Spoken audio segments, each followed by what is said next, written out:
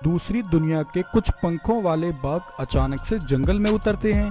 वे सभी बाघ वहां आते ही रघु शेर की गुफा पर जाकर उसकी पत्नी सीमा शेरनी पर अपनी जादुई शक्तियों से हमला करते हैं और उसे वहीं बेहोश कर देते हैं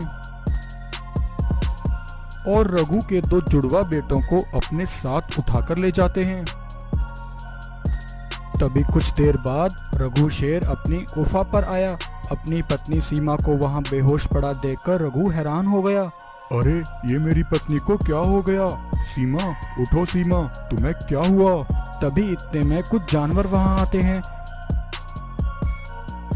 महाराज, हमने अभी अभी देखा दूसरी दुनिया से आए कुछ पंखों वाले बाघ आपके दोनों बेटे वीरू और सिम्बा को उठाकर ले गए। अच्छा, इसका मतलब सीमा के बेहोश होने के पीछे भी उन बाघों का ही हाथ है। तब रघु शेर भालू हकीम को वहां बुलवाता है। भालू हकीम सीमा की जांच करता है और उसे जड़ी बूटियां खिलाकर सीमा को वापस ठीक कर देता है। सीमा अपने दोनों बेटों को वहां ना पाकर बहुत दुखी हो जाती है और जोर जोर से चिल्लाने लगती है। सीमा, तुम परेशान मत हो, हमारे दोनों बेटे जल्द वापस आ जाएंगे। मैं अपने बेटों को कुछ नहीं होने दूंगा। रघु अपनी पत्नी से ये सब कह रहा था, तभी एक चील संदेश लेकर रघु के पास आता है। रघु महाराज, कांचा बाघ की ओर से आपके लिए एक संदेश आया है। रघु उस संदेश को पढ़ता है। उस संदेश में लिखा था, रघु, अगर तू अपने दोनों बेटों को वापस जिंदा देखना चाहता है तो 2 दिन के अंदर तुझे अपनी जादुई मणि कांचा को सौंपनी होगी। अगर उसने ऐसा नहीं किया तो कांचा उसके दोनों बेटों को मार देगा। संदेश पढ़कर रघु शेर हैरान हो जाता है। अच्छा, तो कांचा ने ये सब मेरी जादुई मणि हासिल करने के लिए किया है। उसने मणि पाने के लिए मेरे बच्चों का इस्तेमाल किया। मैं उसे नहीं छोड़ूंगा। दरअसल सालों पहले रघु के पिता ने अपनी जादुई मणि रघु को देते हुए कहा था, बेटा ये लो, आज से इस मणि की रखवाली तुम करोगे। तुम इस मणि का बहुत ख्याल रखना। अगर ये मणि गलती से गलत हाथों में चली गई तो इस मणि से निकलने वाली शक्तियों से बहुत नुकसान होगा। उस दिन रघु जब अपने पिता से मणि ले रहा था तब उन दोनों को कांचा बाघ देख रहा था। रघु, अब तुम बस देखते जाओ मैं कैसे तुम्हारे हाथों से इस मणि को छीनता हूँ। तब कांचा बाघ अपने कुछ सिपाहियों को इकट्ठा करता है और अपने सिपाहियों को रघु के जंगल उसके बेटों को अगवा करने के लिए भेजता है।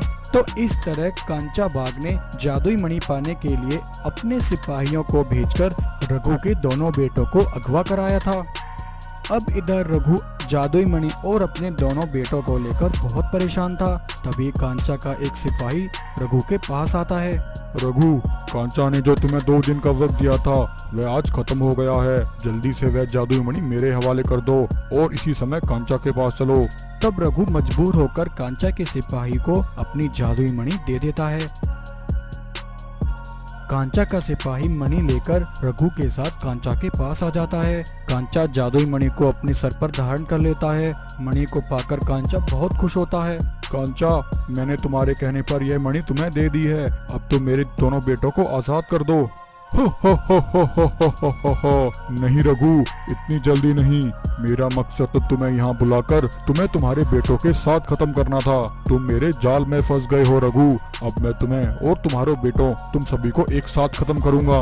इतना कहकर कांचा बाघ उस मणि का इस्तेमाल करता है, लेकिन उस मणि में से कोई शक्ति नहीं निकलती क्योंकि कांचा के पास जो मणि थी वह नकली थी।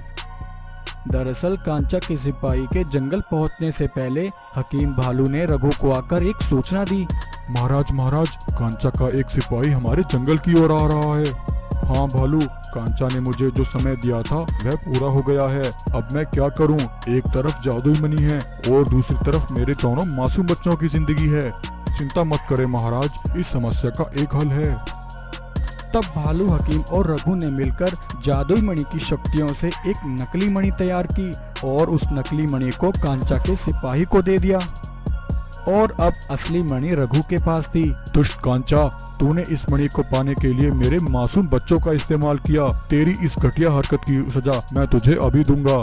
तब ऐसा कहकर रघु अपनी जादुई मणि का इस्तेमाल करता है और वह एक विशाल रूप धारण कर लेता है और अपनी मणि की शक्तियों से कांचा और उसके सभी सिपाहियों को एक ही वार में राख के ढेर में बदल देता है। इस तरह रघु कांचा को खत्म करके अपने दोनों बेटों को उसकी कैद से आजाद कराकर अपने जंगल वापस ले आता है और अपने पूरे परिवार के साथ फिर से हंसी खुशी जंगल में रहने लगता है।